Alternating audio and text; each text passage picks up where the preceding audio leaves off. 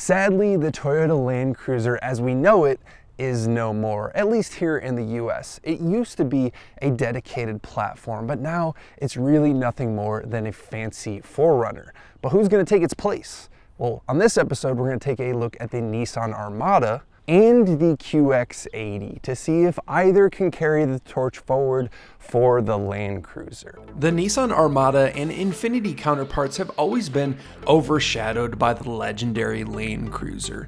The latter is more of a Lexus LX competitor, which we do still get in the States, but after owning several previous generation Land Cruisers myself, I'd like to see if either of these vehicles remotely stack up. So what was the Land Cruiser? Well, it was a body-on-frame Japanese large three-row SUV, and that's exactly what these vehicles are. It was also known to be extremely robust and reliable, and while this is also robust, it's too early to tell how reliable it will be compared to Land Cruisers. But one thing I think we can say is that they got the looks right. This is a very boxy, sort of masculine, aggressive looking vehicle. There's some styling elements here of the Range Rover, like I see in the front with this vent on the fender, and the back very squared off, very reminiscent, frankly, of Land Cruisers of old. While the Armada leans into the off-road styling, the QX80 of course is taking a more luxury approach. Different headlights and a different grille really smooth out this front end, changing the appearance quite a bit. But overall, they are still both massive with very boxy rear ends. Let me know what you think about the Armada and QX80 and which one you think is more representative of a Land Cruiser replacement looks-wise. One of the things that made the Land Cruisers of recent memory so desirable is that bulletproof, naturally aspirated V8 that they put in it for so many years. And unfortunately, you don't get that here. This has gone the direction of the new LX with a twin turbo 6-cylinder. Of course, you could cite emissions and fuel economy reasons for that. But even though you don't get that potential reliability of a long-running V8, you do at least get really good power. 425 horsepower in the Armada, 450 in the QX80, and they both get 516 pound-feet of torque. Plenty of power to motivate this three-row SUV. You also get a 9-speed transmission in both of these vehicles, and as we've talked about, the whole thing is fuel economy, emissions. They're trying to get better numbers here at 15 city, 18 highway, but honestly, that's not really that much better than my 100 series Land Cruiser from about 20 years ago. I'm sat here in the QX80, and really what we're going to do here is talking about mostly the similarities in what both this and the Armada offer, and then after that we'll talk about a couple of the differences between them. First of all, this is a well-built feeling vehicle, and we'll talk a bit more about that on the drive in terms of insulation. Of course, the QX80 does feel quieter to drive than the Armada. It does feel like there's more sound deadening in here. Now, some of that could also be the tires. Keep in mind, we're looking at the Pro 4X Armada, which is the off-road version, off-road focused tires. This is passenger tires, so maybe there's a little bit going on there. But the materials themselves are pretty good in both vehicles. Certainly a little bit elevated here in the Infiniti. Not sure if it justifies the $114,000 price, but we'll talk about that too. The big thing here is the layout is the same, and it's dominated by this giant screen here on the dash. You have everything from the gauge cluster all the way to the infotainment. Looks like one screen and is just a giant bit of real estate, right? We see this with a lot of cars these days. The gauge cluster, very clear, basically identical in both cars. The style is a little bit different, but ultimately very simple, pretty easy to get along with. There is a bit of a menu structure there, but it's really not bad. The infotainment, same thing going on there. Not leading, like class leading by any means. I think Toyota does this better. I think maybe even GM does this better. It's not super fast to respond, but it is pretty simple and relatively basic. And I will say it's better than some other Nissan products that I've done videos on. The Nissan Z feels like the infotainment is so old, and this feels a lot more updated. And of course, you're getting Apple CarPlay, Android Auto in both, and that's primarily what you're interacting with. And really, it's worked quite well for me in this vehicle. Now, in terms of the differences, there are what I see as being two major differences between this and the Armada. Number one, the Armada is getting physical HVAC controls here. So you can control your heated seats, your cooled seats, just the temperature in the cabin with some knobs, buttons, and switches in the Armada. And then in here, you're getting a screen. So that's up to you to decide whether or not that's a good or a bad thing. I will say that this looks very reminiscent of the Q7 that I just got out of. It looks like they kind of benchmarked that vehicle. And unfortunately, I wasn't a big fan of that in the Q7. And I got to be honest, I'm not a big fan of that here. But that's personal preference. I just don't find a screen as usable as buttons. But hey, that's up to you. One thing I will say is that this more screen space, it does seem like there's a little bit more piano black in here actually compared to the Armada. And the problem with that is, in the spring here in Colorado, there's like pollen everywhere. Can you see the screen? It looks disgusting, and it was mint 5 days ago when I got this vehicle. So that's the problem with screens, amongst other things, amongst usability. It just kind of looks gross, and I'm not sure it'll age that well. But once again, that's up to you. That's a big change from the Armada. Now, one thing, or the main thing, at least in my mind, outside of some nicer materials, a little bit more sound deadening, that this has advantage over the Armada from a interior perspective are these seats. These QX80 seats are fantastic.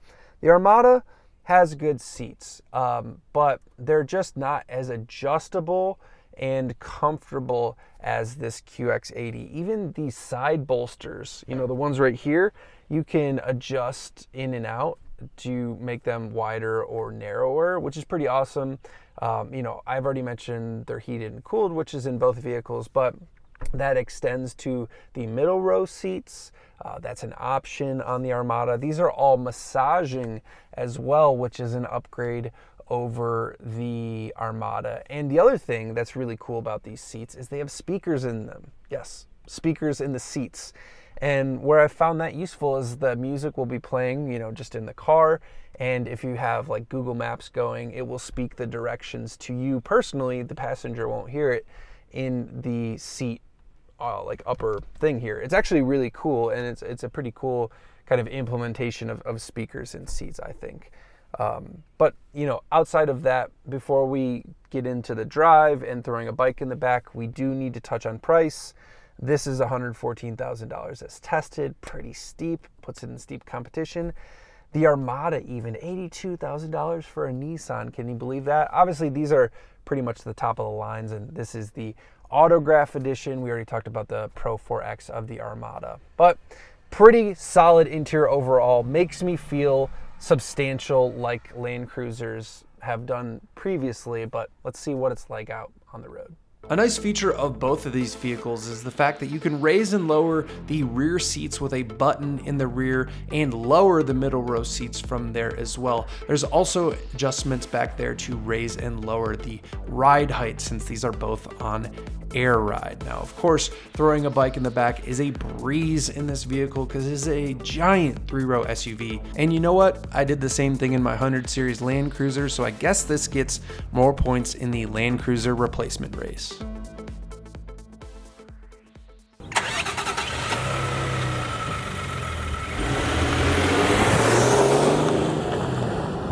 Heading for a ride, QX80, Armada, driven both, spent a week with both of them. You know what I'm going to say right off the bat? Nissan stepped up their game. Nissan Infiniti, whatever you want to call it. They stepped up their game because this car previously was really a Sequoia competitor, right? The Sequoia is a body-on-frame 3-row SUV like the Land Cruiser, but not as robust, not as long-term built. It feels like Nissan has really made this more genuinely into a Land Cruiser competitor, because driving both this and the Armada back to back, it does give you that solid feel and robustness feel that Land Cruisers give you. There's a certain, door close to it. There's a certain way it handles just driving, going over bumps. It feels substantial. It feels kind of more like that bank vault that a Land Cruiser is. So first of all, I want to say that bravo to Nissan for stepping this up because it's no longer just a family hauler mobile. Yes, it can do that, and yes, a lot of people are going to use it for that, but they've come a long way here, specifically compared to the old Armadas, which frankly weren't all that great. The other thing that's interesting is you think about the Land Cruiser, and we're obviously like making comparisons here, and just like the Land Cruiser, the people that buy this new, like 1% of the people that buy this new and a Land Cruiser new or previously would have off-roaded it, right? But like almost everyone who buys them 10 to 15, 20 years later is off-roading them. So it's very interesting because, you know, you're targeting obviously a new audience who's going to buy this new, but you have to also keep in mind, and from my perspective, hopefully you guys are watching this many years down the line, you want to know what it's like for the used crowd, right? You want to know what it's like for people who are going to take it off-road. Look, I'm not taking this thing off-road. I'm not taking the Armada off-road. I'm sure they're plenty capable. Every SUV is. What these things are about, at least new, is what their road manners are like and having a presence about them. And that's what the Armada and the QX80 do well. So let's highlight one thing, because we're going to talk about the similarities, we're going to talk about the differences. The similarities, of course, are this engine and transmission, which are very good objectively. The first thing that I'll talk about is the transmission. This is a 9-speed automatic traditional transmission. And the best thing that you can say about it is that it kind of just, you know, falls behind the scene. It hasn't done anything to jump out at me. It hasn't had a rough shift, like a rough downshift. It seems to always be in the right gear. Maybe you could say sometimes it likes to gear hunt. 9 speeds is a lot of speeds, and you know, it's always trying to optimize for efficiency. But overall, great transmission, as is the engine. You know, this is a essentially GTR based engine, and plenty of power, plenty of torque, very responsive. What I will say is that at least these two that I've driven, even though this says it has 25 more horsepower compared to the Armada, it's hard to tell on the top end, but I seem to notice a tuning difference in the QX80. It seems to have maybe more torque down low or more pep in its step down low. And I'm certain that's a tuning difference. You know, mechanically, they're essentially identical. But either way, both ones, I'm sort of splitting hairs, both engines, or the engine that is in both of them, as I should say, is great. Yeah, the fuel economy, not fantastic. Land Cruiser, never really meant for a good fuel economy, but this is a giant SUV, and 500 pound-feet of torque, 450 horsepower motivates this extremely well. The differences really that I notice outside of some of the interior stuff we talked about are really the suspension, particularly if we're talking about the Pro 4X Armada and this QX80. That I've spent a week back-to-back, a week driving the Armada, a week driving this one. This is set up way softer. So even though they're both on air ride, this is a plusher ride. Going back to, you know, none of the new people are off-roading this thing. I think the Pro 4X is going to be something desirable for somebody used, but I don't know, outside of the looks, why somebody would buy it new, because no one is off-roading an $80,000 brand new Nissan, are they? Maybe, I mean, maybe you are. If you are, props. But, you know, you get a limited slip differential, or I should say a locking differential in the back with the Pro 4X. You get a bunch of skid plates. Look, both of these vehicles have plenty of ground clearance. This thing, outside of, you know, maybe going through narrow trails, wouldn't be able to physically fit, but can go over a lot of stuff, you know, more than anyone's gonna do new. But going back to the on-road suspension, this feels softer sprung. I feel like they put too much spring into the Armada. It kind of bucks you when you go over big bumps. Even though, once again, they both have the same quote-unquote air suspension, they definitely, clearly have different springs in them, because this is just softer. And they've done an excellent job. Once again, Nissan is bravo to them, Infiniti, for really trying to dial out a lot of that body on frame activity. There's not a lot of jiggle to it. You know, if you've ever driven traditional body on frame vehicles, you go over bumps, especially mid-corner, and they kind of just jiggle. this air suspension, and of course I'm sure the rest of the geometry that they've set up here, really dials a lot of that out. So this thing does ride really well, and noticeably once again better than the Pro 4X. Everything else about it, yeah, you know, it doesn't have rear steer like some big German SUVs, which really help kind of get those around corners quicker, you know, help them maneuver parking lots. You notice it driving this thing. This thing is huge. But what I will say is that the controls are light. The steering is incredibly light, very easy to maneuver, even though this is a massive SUV, which is a good thing. The throttle pedal is tuned well.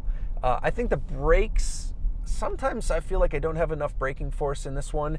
It seemed a little better to me in the Armada, but perhaps, you know, I'm in Colorado. People love to, this thing has 8,000 miles on it. People love to go up in the mountains, come down, and just ride the brakes all the way down and essentially set the brakes on fire. So maybe the brakes are kind of glazed over, but sometimes it just feels like there's, you have to get really deep in the pedal to stop this thing, and it's a little bit disconcerting. Let's sum this up. I mean, ultimately, as good as this QX80 is, I do think it's a bit of a tough sell at the price point. In isolation, this is an excellent vehicle. Like, full stop, this is an excellent vehicle. The problem is that the company it has for the price, things like the Escalade, make it really tough. Now, if you can get some money off, it starts to make more sense. The Armada, I do think that the Armada can fill some shoes for people that like the old Land Cruiser and were buyers of the old Land Cruiser, because, you know, A, it's cheaper than this, so it's in a different class, and B, you know, you can get it with a more fixed suspension. This air ride is nice, but in the, you know, 10 years down the road, when you buy this used, you're probably not going to want one with air suspension because it's going to break and cost a lot of money to fix. So you can get an Armada, get 95% of what you're getting here for a much cheaper price. It feels robust, going back to what we talked about, where it feels kind of like that well-built Land Cruiser type situation. Now, reliability, of course, we just don't know. Nissan has done a pretty good job with their V6s. Don't know about the turbo V6s, but hey, the VQs and the 350Zs and, you know, the old SUVs, those things are known to run pretty hard and take a lot of abuse. So reliability, we'll have to see. Either way, I think that's where the money's well spent. Probably skip the Pro 4X package, you know, unless you truly plan to off-road your $82,000 Nissan.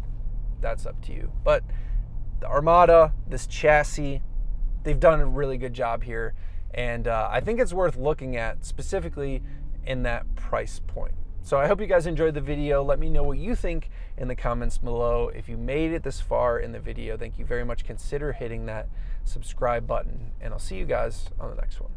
Peace.